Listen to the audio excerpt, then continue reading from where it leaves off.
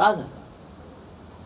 शरद पवारांच्या सिक्युरिटी बद्दल काल शरद पवारांच्या सिक्युरिटी बद्दल काल जी राजकीय चर्चा आहे त्यात स्वतः शरद पवारांनी काल प्रतिक्रिया देताना म्हटलंय की निवडणुका असल्याने मला सुरक्षितली असेल, पण माझ्या दौऱ्याची खात्रीलायक माहिती मिळवण्यासाठी ही व्यवस्था असू शकते असं ते बोलले. बाळासाहेब ठाकरे हिंदू हृदय सम्राट हे जेव्हा त्यांच्या उच्च शिखरावर होते तेव्हाही त्यांना सातत्यानं IB कडून इशारे दिले जायचे, इथे जाऊ नका, तिथे जाऊ नका, इथे तुम्हाला धोका आहे.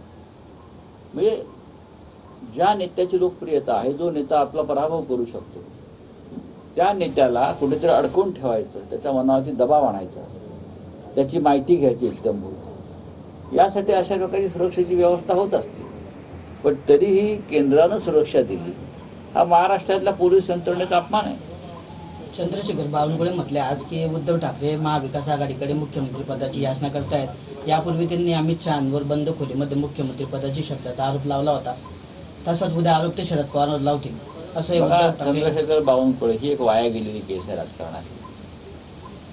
लोकसभा मतदारसंघात त्यांच्या कामठी मतदारसंघामध्ये भारतीय जनता पक्ष 30,000 मागे, तेव्हापासून त्यांच्या मनावर परिणाम झालेला असू शकतो.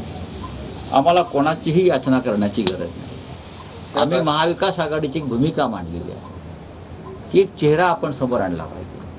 तो चेहरा बावनकुळ्यांनी कान साफ करून घ्यावेत. आमच्या चौपाटीवर कान साफ करणारे माणसं असतात मुंबईला. माझा प्रश्न उत्तर पूर्ण व्हायचं. आमच्या चौपाटीवर कान साफ करणारी माणसं खूप आहेत, ते बावनकुळ्यांना तिकडे पाठवू आम्ही. माननीय उद्धवजी असं म्हणालेले आहे की काँग्रेसनं त्यांचा उमेदवार द्यावा किंवा राष्ट्रवादीनं द्यावा. ते स्वतःविषयी कुठे बोलले?